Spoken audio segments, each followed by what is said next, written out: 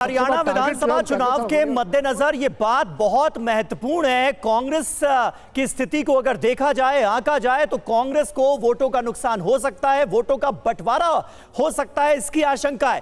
Congress party, यही वजह है कि अब अरविंद केजरीवाल पर हमलावर नजर आ रही है। कांग्रेस नेता अलका लांबा क्या कह रही हैं, आइए सुनते हैं। जो कुछ भी हो रहा है वहाँ हो रहा है, और जो हो रहा है वो आपके सामने है, आप भी देख रहे हैं, हम भी देख रहे हैं, दिल्ली भी देख रही है। जो देखिए, जनता सबसे बड़ी है, सबको इसी को जनता में जाना है, जाएंगे और जनता जो फैसला करेगी सामने आएगा सबके।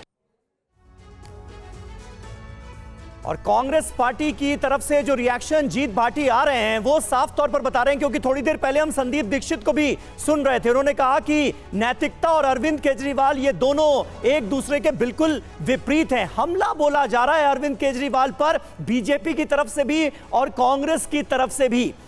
क्या इसकी एक बड़ी वजह अभी हरियाणा विधानसभा चुनाव और फिर चंद महीनों बाद जो दिल्ली में विधानसभा चुनाव होने हैं वो हैं?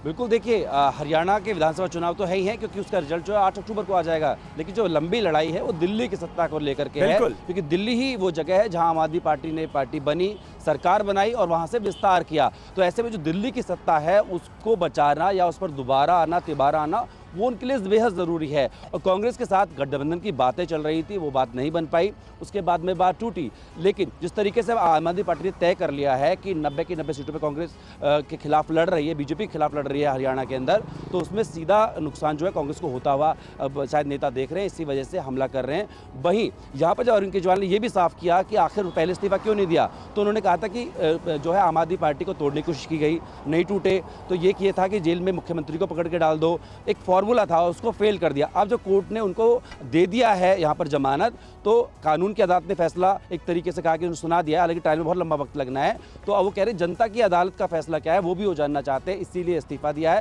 और साफ तौर पर ये एक बड़ा दाव है 2025 के विधानसभा चुनाव के लिए। हालांकि वो ये भी कह रहे हैं, क्योंकि विधानसभा कार्यकाल फरवरी तक है, वो कह रहे हैं नवंबर में ही आप इलेक्शन करा दीजिए। बिल्कुल, ये भी बात कही गई है, ये भी बात कही गई है, क्योंकि फरवरी 2020 में दिल्ली में विधानसभा चुनाव हुए थे, फरवरी में होने हैं, लेकिन अरविंद केजरीवाल ने यह कहा है कि चुनाव नवंबर में ही करा लिए जाने चाहिए महाराष्ट्र के साथ साथ। वहीं केजरीवाल के इस्तीफे पर बीजेपी सूत्रों से बड़ी खबर आ रही है। बीजेपी का मानना है कि जब विफलता बढ़ जाती है तो इस्तीफे की पेशकश कर सहानुभूति लेने की कोशिश होती है।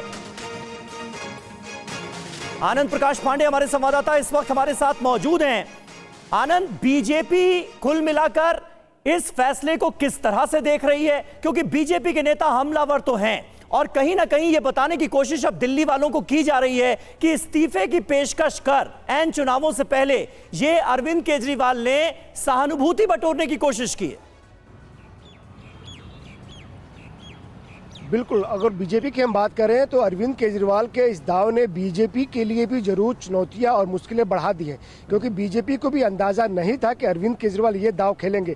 बीजेपी लगातार दिल्ली में प्रोटेस्ट कर रही है अरविंद केजरीवाल की सरकार के खिलाफ करप्शन को लेकर, लेकिन अरविंद केजरीवाल ये दाव खेल लेंगे तो जाहिर तौर पर बीजेपी को फिर से अब ड्राइंग बोर्ड में जाना होगा और अब उनको फिर से ये प्लान करना होगा कि इसको कैसे काउंटर किया जाए। बीजेपी के तमाम नेताओं के रिएक्शंस भी आ रहे हैं। अभी 2 बजे बीजेपी फिर एक प्रेस कॉन्फ्रेंस भी करने वाली है, लेकिन इतना जरूर है कि इस दाव से बीजेपी अब आगे की अपनी रणनीति जो है उसको जल्द से तैयार करना होगा, क्योंकि बीजेपी को भी पता है कि एक लंबे समय से दिल्ली की सत्ता से बाहर है और ऐसे में अरविंद केजरीवाल ने जो फ्री बिजली, फ्री पानी का जो दाव खेला है उससे कहीं ना कहीं उनके लिए मुश्किलें बहुत ज्यादा है।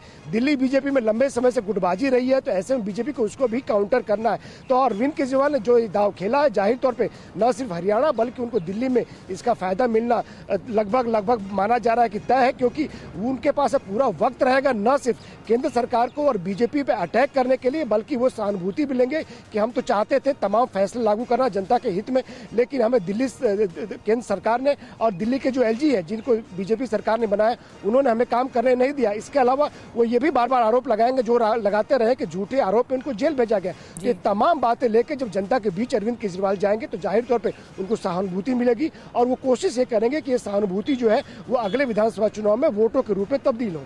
बड़ी बात आप कह रहे हैं और ये सहानुभूति का कार्ड जो कि बीजेपी कह रही है, ये आरोप लगा रही है अरविंद केजरीवाल पर, आम आदमी पार्टी पर। और नजदीक में तो हरियाणा चुनाव है, लेकिन जो दूरगामी मंशा है वो दिल्ली विधानसभा चुनावों को लेकर जो 2025 में फरवरी में होने हैं। ऐसे में कांग्रेस क्या कह रही है, क्योंकि कांग्रेस भी नहीं चाहती कि जो प्रदर्शन लोकसभा चुनाव में रहा वैसे ही प्रदर्शन रहे आम आदमी पार्टी और कांग्रेस का, इसीलिए कांग्रेस भी हमलावर है लगातार। संदीप दीक्षित ने क्या कुछ कहा, अरविंद केजरीवाल जब जेल गए थे तभी उनको मुख्यमंत्री का पद छोड़ देना चाहिए था, कुछ इस तरह की बातें कही हैं संदीप दीक्षित ने। क्या कुछ कह रहे हैं, आइए सुनवाते हैं आपको। सीएम ना सीएम बनने का कोई मतलब ही नहीं। हम लोग तो बहुत पहले से कह रहे थे कि इसे सीएम पद से छोड़ देना चाहिए। जब आपको जेल हो गई थी, भले किसी कारण से हुई, आपको तो बहुत पहले मुख्यमंत्री के पद से छोड़ देना चाहिए था। और अब बचा क्या है? अब इनके जो सीएम पद का छोड़ने का है, ये केवल एक नाटक है। देखिए, ये दुनिया के इतिहास में शायद पहली बार हुआ है कि कोई चुना हुआ व्यक्ति जो जेल जाता है, जब जेल से निकले तो उसको सुप्रीम कोर्ट कहे कि तुम खबरदार जो एक फाइल तक छुई या तुम कुर्सी पर बैठे। आपने देखा होगा हेमंत सोरेन साहब जेल गए थे, जब वो निकले कोई उन पर शर्त नहीं लगाई गई। बहुत से मुख्यमंत्री हैं, बहुत से मंत्री हैं, जब जेल रिहा हुए हैं बेल पे, तो उन पर तो कभी कोई शर्तें नहीं लगाई गई। केवल इन पर क्यों शर्त लगाई गई? और इसीलिए शर्त लगाई गई है क्योंकि देखिए, बेल देना सही है, हम उसका भी समर्थन करते हैं और सुप्रीम कोर्ट ने भी दिया। लेकिन सुप्रीम कोर्ट को भी ये डर है कि ये आदमी जाकर जो सबूत है उसके खिलाफ उसको मिटा देगा, ये डराएगा धमकाएगा। जब मुख्यमंत्री जैसे व्यक्ति को कहा जाता है कि खबरदार तुम किसी गवाह के साथ मिले भी, तो इसका मतलब है इसको एक आम क्रिमिनल की तरह एक तरीके से सुप्रीम कोर्ट ट्रीट कर रहा है। इसके बाद कोई नैतिकता नहीं बच जाती है केजरीवाल की। लेकिन केजरीवाल और नैतिकता में मुझे नहीं लगता है किसी भी तरीके आसपास का कोई संबंध है। और आम आदमी पार्टी के नेता जसमीत शाह का क्या कहना है इस पूरे मसले पर, उनका बयान आपको सुनवाते हैं। इसमें जो सालों साल से ये लोग आरोप लगा रहे हैं, लांछन लगा रहे हैं भाजपा वाले, वहां पे सुप्रीम कोर्ट ने बार बार उनको रिलीफ दी है। जितनी रिलीफ, जितने मुकदमे में बेल मिल सकती है, सारे में बेल मिल चुकी है। उल्टा सीबीआई और ईडी को तोता भी कहा गया है कि आप केवल राजनीतिकरण कर रहे हो। लेकिन इसके बावजूद जनता की अदालत से उनको, वो चाहते थे कि जनता की अदालत ये फैसला सुनाए कि केजरीवाल जी ईमानदार है कि नहीं। इतना काम करने, आप मान के चलिए कि एक व्यक्ति जिन्होंने इनकम टैक्स कमिश्नर की नौकरी पे लात मारा, अगर चाहते तो वहां पे करोड़ों पैसे कमा सकते थे। वो नौकरी छोड़ी, 10 साल झुग्गियों में काम किया, दिन रात वहीं पे सोए, रामन मैगसेसे से अवार्ड मिला, और उसके बाद अगर आपको कोई कहता है कि नहीं आप भ्रष्टाचारी हो, आप चोर हो, तो ये दुख और पीड़ा लेकर अरविंद केजरीवाल जी जनता की अदालत जाएंगे और जो जनता कहेगी वही स्वीकार होगा। और जीत भाटी हमारे सहयोगी हमारे साथ जुड़े हुए। जीत भाटी, मैं आपके पास आना चाहूंगी। हमने बीजेपी का बयान भी सुना जिसमें बीजेपी कह रही है कि सहानुभूति बटोरने के लिए अरविंद केजरीवाल ने ये ऐलान किया, इस्तीफे का ऐलान किया है। तो वही आम आदमी पार्टी लगातार कह रही है कि वो पूरी तरीके से बेकसूर है, बस बीजेपी की सरकार अरविंद केजरीवाल को फंसाने का काम कर रही है। लेकिन आज जो केजरीवाल ने इस्तीफे का ऐलान करने का इतना बड़ा बयान दिया है, इसका क्या इम्पैक्ट पड़ता हुआ आप देख रहे हैं, खासकर दिल्ली के नजरिए से अगर बात करें तो? देखिए, दिल्ली के लोगों पे इम्पैक्ट जो पता लगेगा वो पता लगेगा कि ईवीएम में क्या बंद होता है और विधानसभा चुनाव का रिजल्ट क्या आता है। लेकिन साफ तौर पर यहाँ पर जो है रणनीति यही है कि आम आदमी पार्टी ये कहती रही है, केजरीवाल कहते रहे कि हमें न्यायालयों पर पूरा यकीन है, लेकिन जांच एजेंसी जो है उनका दुरुपयोग हो रहा है। ऐसे में वो कह रहे हैं कि इस सबके बावजूद 2 साल तक जो जाँचें चली, उसके बाद भी कोर्ट ने जमानत दी है, कोर्ट ने अपनी नियत साफ कर दिया, कोर्ट ने अपनी चीज़ें साफ कर दिया। अब जनता, यानी कि जिनके आधार पर सत्ता में आए हैं या आगे आना है, अब वो क्या सोचते हैं, वो क्या समझते हैं, इस बात को वो भी बता दें। इसीलिए अरविंद केजरीवाल ने ये कहा कि फरवरी की जगह नवंबर में ही इलेक्शन करा लिए जाए,